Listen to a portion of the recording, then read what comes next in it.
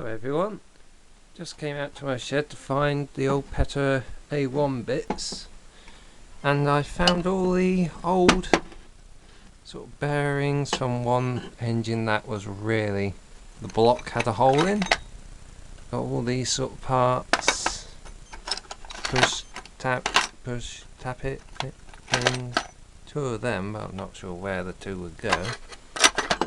Head bolts, the oil filler cap, the dipstick itself, another head bolt there, the keyway. That what I'm going to do with this keyway is, because I got a Petter W, the keyway is slightly different. This one's thicker, so what I'm going to do is try and shave it down and then put it in the other one. But that's going to be quite a project. Well, not really, it's just going to be quite a project for me without the files. But this is a bit I'm most proud of. I've helped, when I got the engine, I had a side plate that was a decent one. The other one had rusted through, but I managed to save this one by sanding it down, priming it, rust proofing, and then repainting it. And it doesn't actually look that bad, to be honest. It's quite nice, that one. But here are the bearings from the old one, and they look virtually untouched. I'm not sure if anyone could tell me whether that's okay mark to have in that one, but that came out the side. That came out somewhere like there on the engine. I think that one would have gone there. But this one looks slightly worse for wear, as I'll show you. You can see around that corner, I'm not sure whether you can see that, the metal outside rim has sort of just disintegrated. You can see it there. But the inside seems okay, so I'm wondering if anyone can advise me whether that's usable again. It has got a mark there as well, so I'm not sure that is usable, but if anyone can let me know whether I can use that again, greatly appreciated. But this one looks like it's okay. Now, someone on the forum asked me how I knew this guy, this old engine, come on move, was a petrol paraffin. The reason is it had this. Bear with me, guys. Right, we're back. The reason being is it came from somebody's garden with this attached. But unfortunately, the original carburetor bolt had broken halfway down, so I had to take that one off this engine. I made no one for the W one. I'm just wondering if anyone thinks it would be worth me restoring this engine and then having two nice ones running alongside each other, because I need to make a valve chest plate and the back plate for the inspection. But if anyone can let me know, because I think that this one will go well with it, with the other one, but I'm just not sure. Repainted cowling as well, so that cowling only cost a few quid, well, about 5. And I also got a box of goodies, bear with me. But unfortunately, when we looked in the garden of the friend's house, this had been found. Now I'm not sure whether this is part of down here. If anyone can let me know whether that would have gone there to decompress it to start, because if that is the case, I'll just unbolt that bit and drill a hole in a new one to actually put it back on there originally. But the box of goodies is in here, and the same guy who sent me the cowling sent me these. There is in here whole new set, well, a set of head bolts from an engine which go all the way down, but they won't fit my W1, which is annoying. And I have a fairly decent head gasket. Virtually unused by the looks of it, but it is nice, this one. And sorry the video is getting a bit long, but that's a head gasket that may go back on that. I'm not sure. I need to think of what I'm going to do with that engine, because I need a bottom cowling desperately for that, because that's what's really holding me back for restoring that, is I haven't got all the cowling. So the cowlings are hard to find nowadays.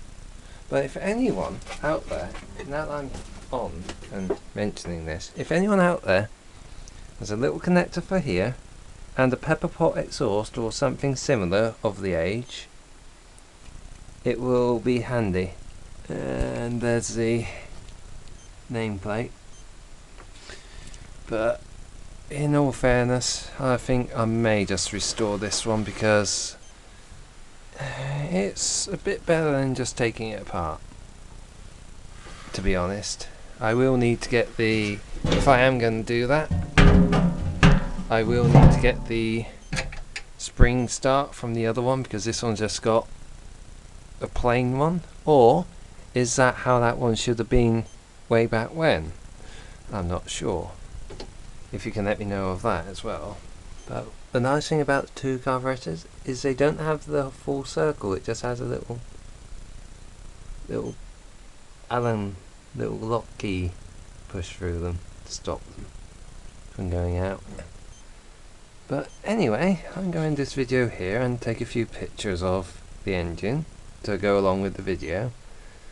But I hope this is of use to the guy who said how do I know it's a petrol paraffin one, because the paint on here matches the flywheel.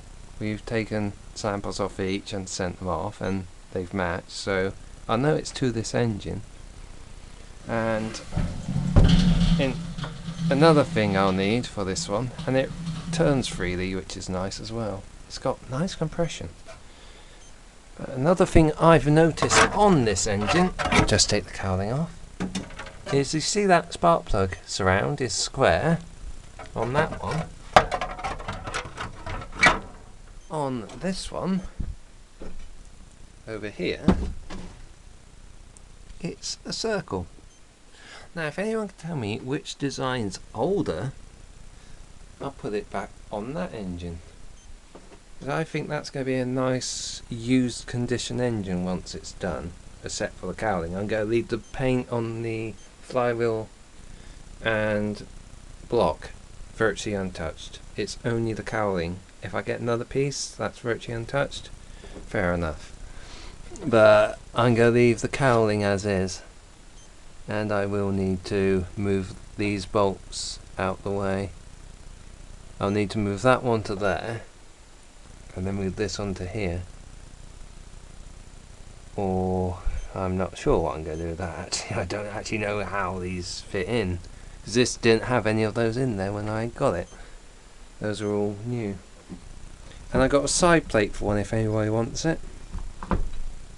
And if anybody wants this thing, this other block, it's quite... it'll need attention, but it's alright, I suppose. It's an alright one.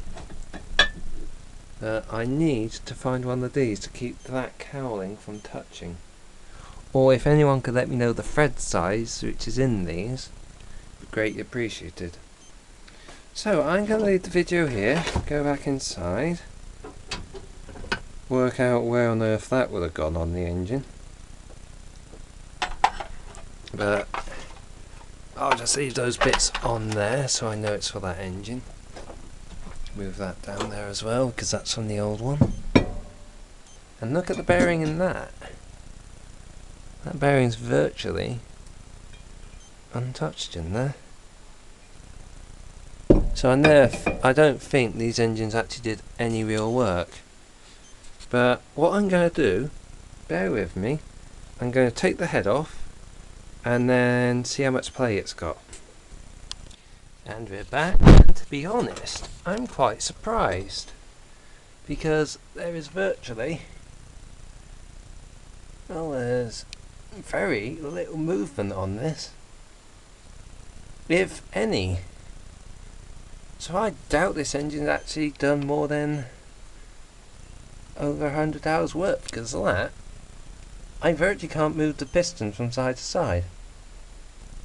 I virtually can't, so I think the rings in this are good. So, judging by that, now that I know that they're good, I'm going to restore this one, because he's a good little oh dear, maybe not. Maybe not. Oh, he's had water in him. Be right back. I'm thinking I'm going to have to put the other bore on, because if you have a look here, there's a load of score marks in this one. In fact, that one's bad up there. That one at the top there is bad. I could fit my nail in it.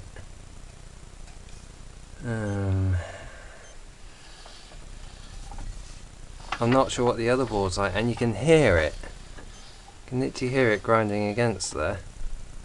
So let's try. Oops. Let's try some of the WD-40 in there.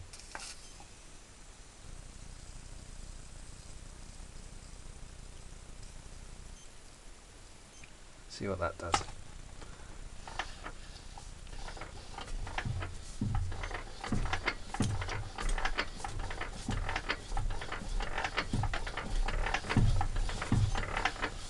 I'll be back after I've done this. I have cured the noise down to a point on the cylinder.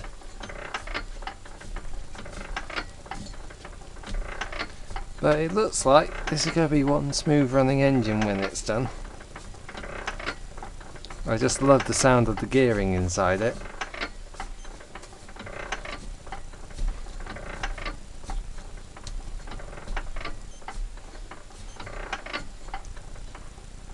So I'm going to leave the video here, guys, and do a bit more work on the thing. And that's what came out the cylinder, and that's oil, and that's kind of worrying. But I'm cleaning it out, even slowly, getting all the rust off. And the piston rings in this look really good. They feel really tight and good.